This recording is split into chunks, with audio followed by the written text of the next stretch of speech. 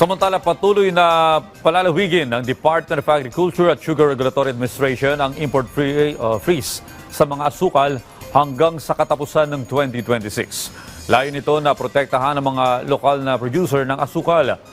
Ang iba pang detalye, ihahatid sa atin ni Gab Villegas live. Oy, rise and shine, Gab!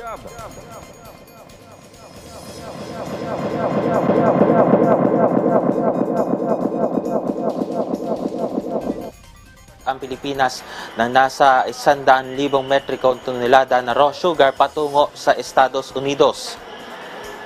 Ayon kay Agriculture Secretary Francisco Chu Laurel Jr., ito ay para mabawasan ang supply ng raw sugar sa loob ng bansa na dulot ng humigit kumulang 130,000 toneladang pagtaas sa produksyon ng mga lokal na magsasaka noong nakaraang anihan at makatulong na maiangat ang humihinang farm gate prices. Dagdag pa ng kalihim, ang paglalaan ng bahagi ng ani para sa export sa ilalim ng US tariff rate quota ay makatutulong na mabawasan ang sobrang supply ng raw sugar at maibsan ang pababang presyo na patuloy na nagpapahirap sa mga producer. Kasabay ng nasabing export plan ay palalawigin ng DA at SRA ang import freeze sa asukal hanggang Disyembre ngayong taon para protektahan ang mga producer habang gumaganda ang produksyon ng raw sugar at nananatiling mataas ang inventaryo. Gayunman, nananatili pa rin mahina ang presyuhan ng lokal na asukal.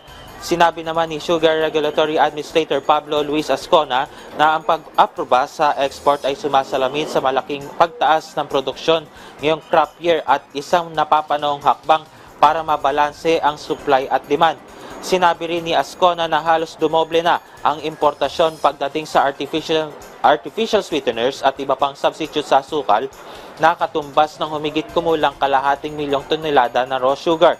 Nagbabala naman ng opisyal na pinahihina ng mga substitute ang demand para sa lokal na asukal dahilan para lalo pang bumaba ang presyo nito. Mahigpit rin na babantayan ng DA ang pag-import ng mga artificial sweeteners at sugar substitutes at posible rin pag-aralan ang regulasyon sa pagpasok ng mga ito.